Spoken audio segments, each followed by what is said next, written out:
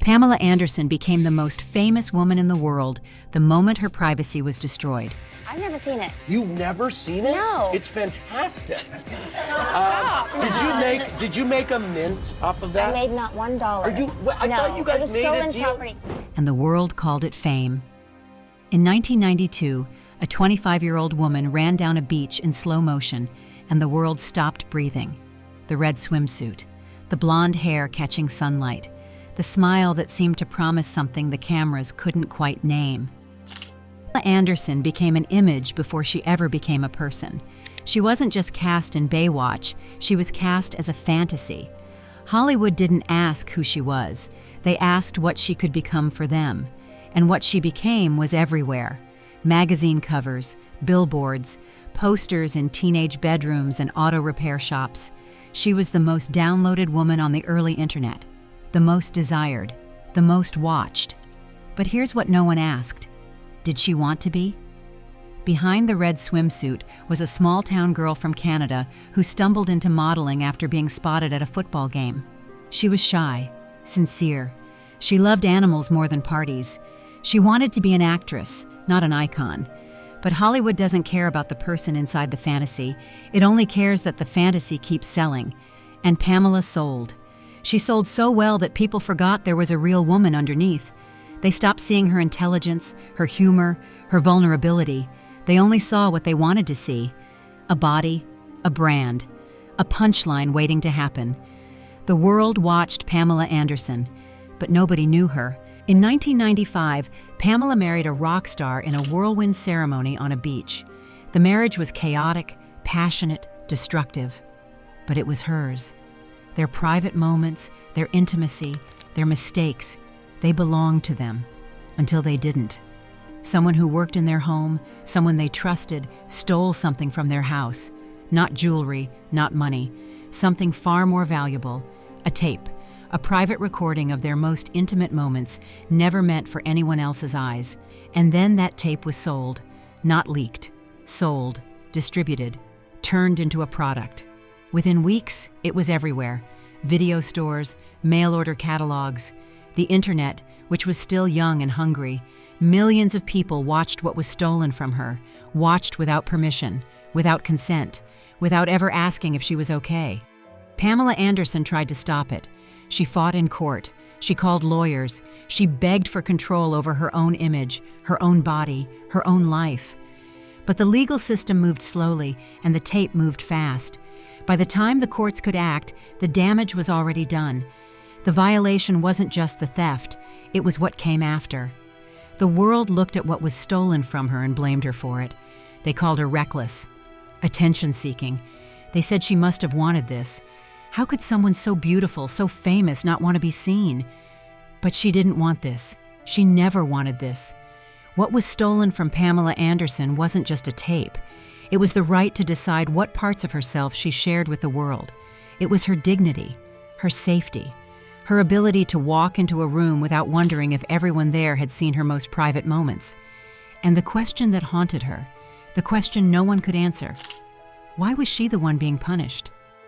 Late-night talk show hosts made jokes. Comedians built entire routines around her. Tabloids ran headlines that reduced her to a punchline, a scandal, a curiosity. The same industry that had made her famous now fed on her humiliation. She wasn't treated like a victim. She was treated like a spectacle. The tape wasn't discussed as a crime. It was discussed as gossip, entertainment, water cooler talk.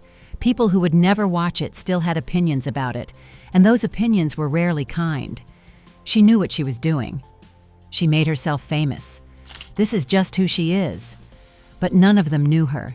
They knew the image, the fantasy, the character Hollywood created. They didn't know the woman who cried in private, who couldn't understand why the world found her pain so entertaining. The cruelty wasn't just in what people said, it was in what they didn't say. No one asked if she was okay. No one questioned why the man who stole the tape wasn't the one being mocked. No one wondered what it must feel like to have strangers possess the most intimate parts of your life. Her trauma became content. Her violation became a commodity, and she was expected to smile through it, because that's what the fantasy did. The fantasy was always smiling, always confident, always in control. But Pamela wasn't in control, not of her image, not of her story, not even of her own body, which had become public property the moment it appeared on a screen. The world watched her collapse, and they called it drama.